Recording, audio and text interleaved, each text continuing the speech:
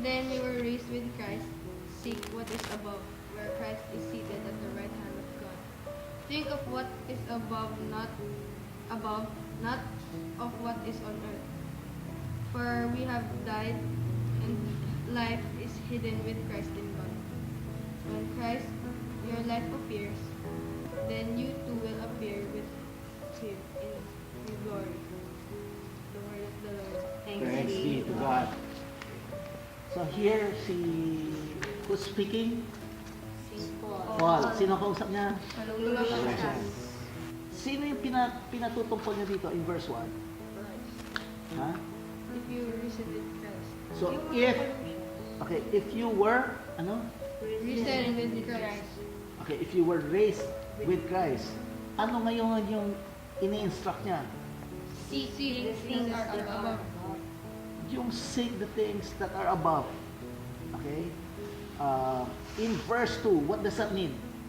Think of what is above, not of what on earth. So, yung above on earth. Basta may things that are of the earth and things that are above. Okay? So, kung babalikan natin yung verse, okay? Sinasabi niya, if you were raised with Christ, kung tayo raw ay nabuhay muli with Christ, okay? Ano yung dapat hanapin? Things above. Earthly things. Okay, things above. Bakit things above? Okay, nasaan ba si Kristo? Heaven. Okay, where is Christ seated? Right On the hand. right hand. So yung seeking ba above meant seeking Christ as well? Yes. Okay. And yung sinasabing Christ seated at the right hand of God. Ano ibig sabihin nun? Kung ikaw ay nandun sa baba, magkapantay ba tayo? Hindi. Hindi. Pero siya nasa kanan. We share in the status, di ba? We share in the authority. Okay? So sinasabi, Christ is at the right hand of God. So ano ibig sabihin nun? Kanang kamay. And yung sabi natin kanang kamay, shares in the authority, shares in the reign. Okay? Yan ngayon si Kristo. Yung mga Colossians now, what did they share in Christ? Hindi.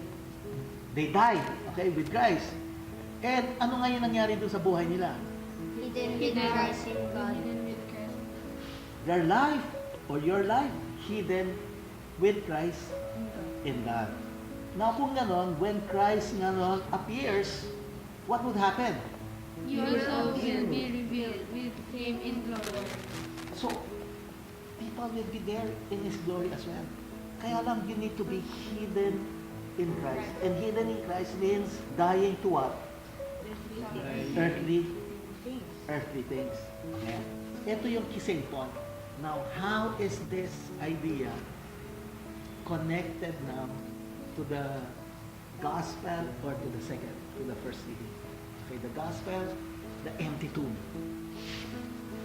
First reading, Acts of the Apostle, witness. Kami yung witness, sabi ni Peter. We saw, na-experience namin.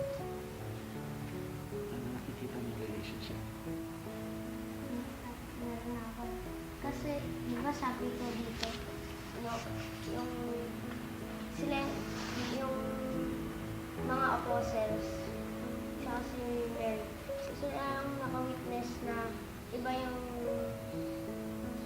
sa taas, sa earth, parang gano'n. Yung pagkaka-witness sila, Maggie, sinasabi mo ba, nagbago sila.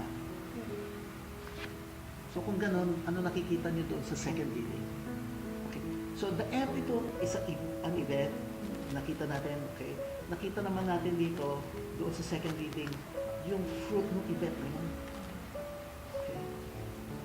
Now, okay, there's a whole life that is available to you. Because ngayon, si Christ will be, your life will be hidden in Him.